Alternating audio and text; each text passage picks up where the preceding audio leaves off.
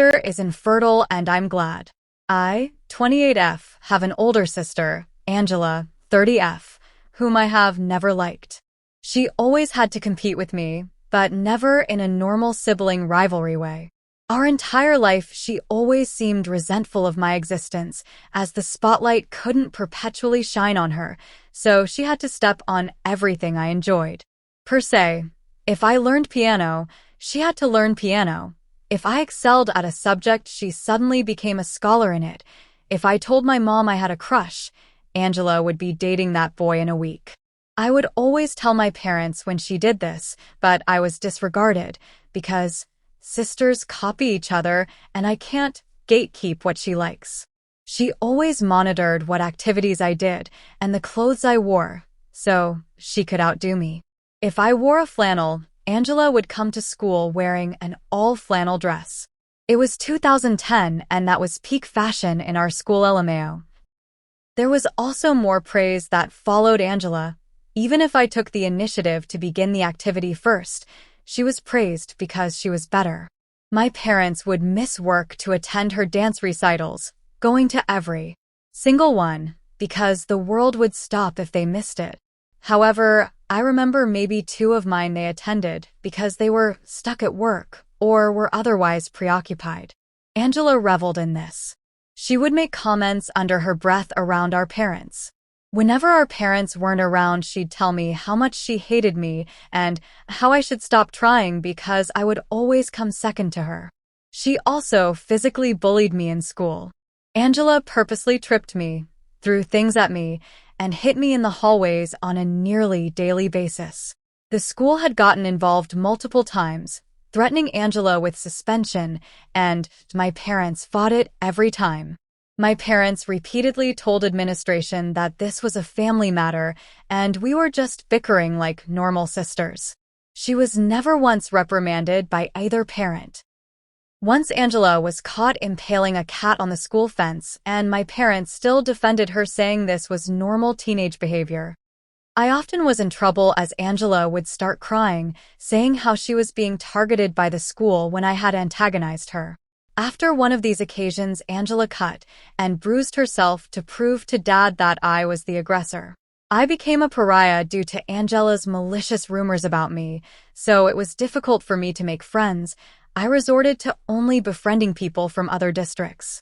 Angela eventually made sure I had nobody by stalking them, befriending them, telling all my friends lies about how I was favored by our parents, and I constantly bullied and belittled her.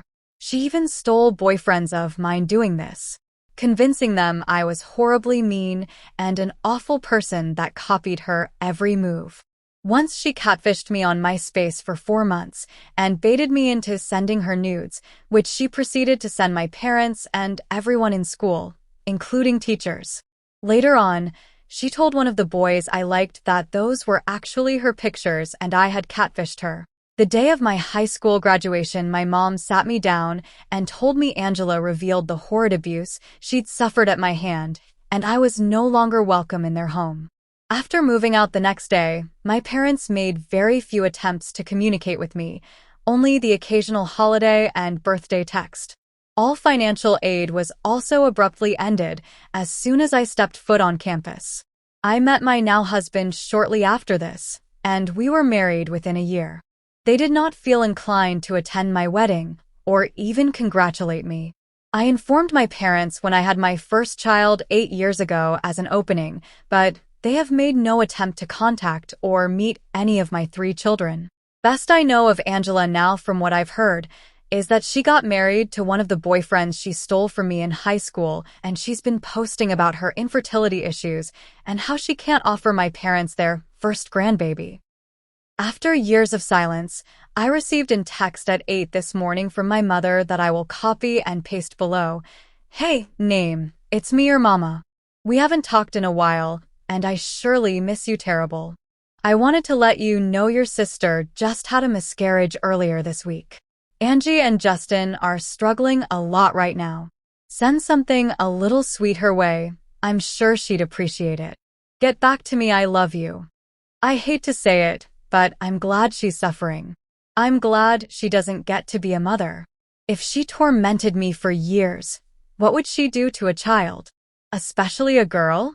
I don't wish death on any baby, but I know in my heart that child would be damaged by her. I'm angry at my parents expecting me to have any sense of obligation to her. I don't even have any sense of obligation to them. They always believed her and dismissed me.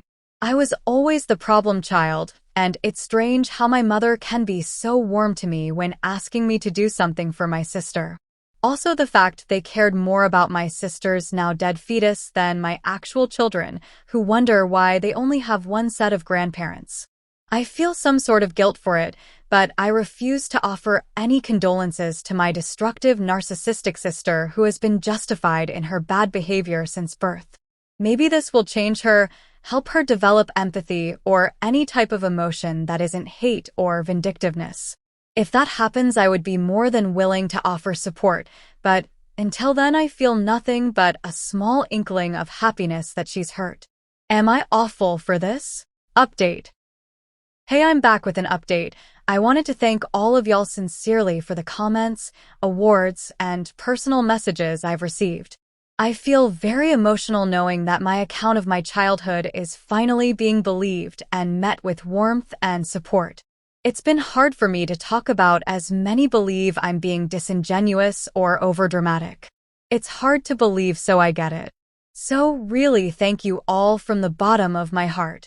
I decided not to respond to my mother. I blocked both of my parents and I thought it would end there, but when does it ever? Wednesday morning, my messenger was being flooded with texts from my parents' siblings. Most of the messages consisted of me being told I need to answer my mother's calls and how callous I was being. I proceeded to block all of them as well. My cousin heard this from her younger sister, who is subject to being around my parents and Angela for family dinners. My mother and her siblings all live within a couple blocks from each other and eat together most nights. I don't know if I can post the screenshot, so I'll type out the messages. Aunt Kathy equals my mom. I hope that makes this easier to understand. Angela kept calling Op an abusive ingrate because she wouldn't talk to Aunt Kathy. Aunt Kathy said they need to start inviting Op to family shit, so she comes around to being a surrogate. It got weird RQ because Angela said she wants to use my husband's sperm so her kid is tall and has blue eyes. Then Kathy was saying how they just need to be around her for like a year, then they can cut her off again, or WTV. Angela kept saying, Op is the only way she can have kids because she doesn't want to raise someone's trash baby. Reading those messages made me want to hurl. Do they think my uterus is some fish hatchery that can be bought with some kind words and casserole? It's nice to know Angela is too much of a narcissistic ass to adopt though. I'm officially done with every single one of them. If they try to come around me, I will get a restraining order before they can even darken my doorstep. Between the weak conspiracy they've come up with to try to use me like a baby bargain bin and the nasty words they continue to speak about me, I will no longer claim to have a family outside of the one I've created. I'm sorry if this is difficult to read, but reading that again just got me so worked up. But y'all finally got the update you asked for, so that's the silver lining of this, I guess. Anyways, thank you guys again. Like and follow for more stories.